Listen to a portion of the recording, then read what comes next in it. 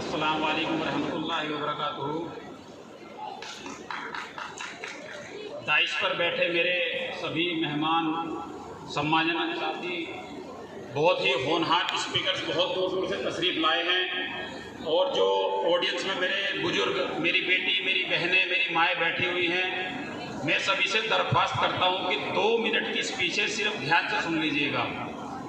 सबसे पहले तो मैं बताना चाहूँगा, मुस्लिम त्यागी एजुकेशनल एंड वेलफेयर सोसाइटी का गठन किस वजह से हुआ, किस कारण हुआ, किस तरह कमेटी वजूद में आई। स्पीकर तो यहाँ तालीम के ऊपर देने के लिए बहुत बैठे हुए हैं, लेकिन हम लोग चाहते हैं कि आप लोग कमेटी के साथ क्यों जुड़े हुए हैं, या कमेटी के साथ क्यों जुड़ना चाहिए, कमेटी क्या करना चाहती है, कमेटी किस तरह वजूद में आई।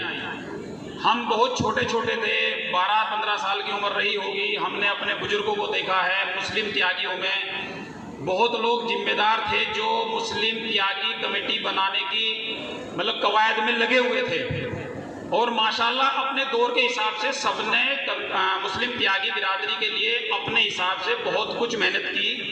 किसी ने तालीम के ऊपर किया, कोई कहता था कि भाई ये मरकत का खाना बंद करेंगे, कोई कहते हैं दहेज प्रथा कम करेंगे, लेकिन तालीम के ऊपर भी फिक्रमंद लोग बहुत थे। उस वक्त में 80 का दशक था, 90 का दशक था, 2000 का दशक था, सोशल मीडिया नहीं था, तो कुछ ज़्यादा नहीं कर पाए, क्योंकि सोशल मीडिया का अब दौर आया है, तो अब जो काम लोग 20 साल नहीं कर पाते वो शायद 2 साल में हो जाता है। मुझे सलाम है उन अपने बुजुर्गों को जिन्होंने इस तरीके के प्रयास शुरू किए, और उस वक्त में बिना साधन के होते हुए भी बिरादरी में मैसेज पहुंचाया कि तालीम के ऊपर किया जा सकता है, दहेज के ऊपर किया जा सकता है, समाज के लिए कुछ किया जा सकता है। मुझे उनको भी सलाम है। तो हम लोग अभी पिछले तकरीबन 7-8 साल मुस्लिम त्यागी फोरम कब रजिस्टर्ड होगी, कैसे होगी, इसका क्या होना चाहिए, आगे कैसे बढ़े, ये फिक्र लग रही थी। तो लोग हमारी तरफ देखने लगे, भैया कोई रजिस्ट्रेशन नहीं करा रहा है, कोई वर्क नहीं कर रहा है। तो अभी 4-5 साल पहले 2022 में हमारे मुस्लिम अध्यक्ष जी जो बैठे हुए हैं जड़ौदा, इनकी फैक्ट्री ऑफिस पे एक मीटिंग मुनक्किद की गई, जिसमें इस्लाम मास्जिद चेयरमैन और हमारे डॉक्टर निसार साहब, एडवोकेट साहब, और जो बिरादरी के जिम्मेदार हजरात थे, तकरीबन 300-400 लोग इकट्ठा हुए। इकट्ठा होने के बाद में उन लोगों ने कहा, भैया ये फोरम तो चलती रहेगी, ग्रुप पे चलता रहेगा, कोई दिक्कत नहीं, आप एक काम करो, कोई एक ऐसी कमेटी बनाओ जो समाज के लिए, समाज के हित में कुछ कार्य कर सके। तो हमारी इन्होंने जिम्मेदारी दी, कम से कम हमारी बिरादरी के जो 15 लोग थे उनको जिम्मेदारी देके इन्होंने कहा, भैया रजिस्टर्ड करा लो और नाम इसका सजेस्ट कर लो। तो हमारी अपनी मुस्लिम त्यागी सोसाइटी की जो मीटिंग हुई, उसमें सजेशन हुआ कि इसका नामकरण क्या किया जाएगा। तो मशवरे में आया कि भाई एक काम कर लीजिए, कोई कहता है दहेज बंद कर दो, कोई कहता है मरकत का खाना बंद कर दो, एक नाम ऐसा चुन लो जिससे सांप भी मर जाए और लाठी भी ना टूटे।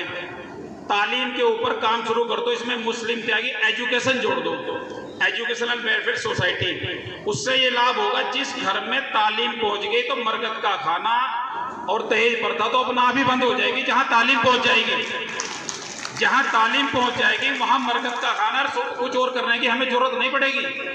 अगर तालीम घर घर पहुंच गई तो पूरी बात तो वैसे ही बंद हो जाएगी, कुरीतियां तो वैसे ही बंद हो जाएगी। इस तरह करते करते हमने 2022 में मुस्लिम त्यागी एजुकेशनल वेलफेयर सोसाइटी का गठन किया, और माशाल्लाह हमारे ये 5वां प्रोग्राम है। और जो जागरूकता इसका सबूत आप लोग बैठे हैं, आपकी मोहब्बतें बैठी हुई हैं कि इस तरीके से बच्चों का मोटिवेशन करना, और खासकर बेटियां निकल के आई हैं आगा। सबसे पहले हमने देखा कि 80-85, थोड़ा एजुकेशन के ऊपर एक शब्द बोल लेता हूँ। डॉक्टर भीमराव अंबेडकर जी ने कहा था कि जो शिक्षा शेरनी का वो दूध है, जो इसको पिएगा वो दहाड़ेगा। इसमें कोई गलत बात नहीं है, शिक्षा वो चीज़ है जो पिएगा वो दहाड़ेगा। लेकिन इसमें मैं बेटियों को मुखातिब करना चाहूँगा, शिक्षा है, दहाड़ने वाली चीज़ है, लेकिन दहाड़ना कहाँ है बेटा, ये भी देखना पड़ेगा। आजकल समाज टूटा हुआ पड़ा है। अगर 2 शब्द आपके पास आ गए, आप डॉक्टर बन गई, इंजीनियर बन गई, कलेक्टर बन गई, लेकिन आपकी एक फैमिली है। जब तक आप अनमेरिड रहते हो उस वक्त आपके भाई की जिम्मेदारी, बाप की जिम्मेदारी, परिवार की जिम्मेदारी होती है। उसके बाद अगर ससुराल चली गई तो आपके उस परिवार की 7 नस्लों की जिम्मेदारी होती है। अब उसमें आपने तालीम हासिल कर ली, आप किसी को टॉर्चर करो, अपने हस्बैंड को टॉर्चर करो, अपने जेठ को टॉर्चर करो कि मैंने शिक्षा ली है, तुम तो गंवार आदमी हो, तो वहां नहीं दहाड़ना है। उस दहाड़ के लिए शिक्षा ग्रहण नहीं की है। दहाड़ना वहां है कि जो आप उसको मोटिवेट करो कि मैं अपना सलीका लेके आई हूं, इस घर में इस सलीके से सुधार करूंगी। किसी को नीचा नहीं दिखाना है। अगर नीचा दिखा के दहाड़ने वाली लैंग्वेज आती है तो वो बिल्कुल गलत है। दहाड़ना है तो काबिलियत के लिए दहाड़ना है, उस परिवार को खुश रखने के लिए दहाड़ना है। क्योंकि अगर परिवार खुश रहेगा तो शिक्षा का तभी फायदा होगा। अगर आप उस पर उल्टा सीधा दहाड़ोगी तो कोई फायदा नहीं होगा। अगर आपने तालीम हासिल करके काबिलियत तो हासिल कर ली और परिवार तोड़ दिया तो ऐसी काबिलियत का कोई फायदा होने वाला नहीं है बिल्कुल भी।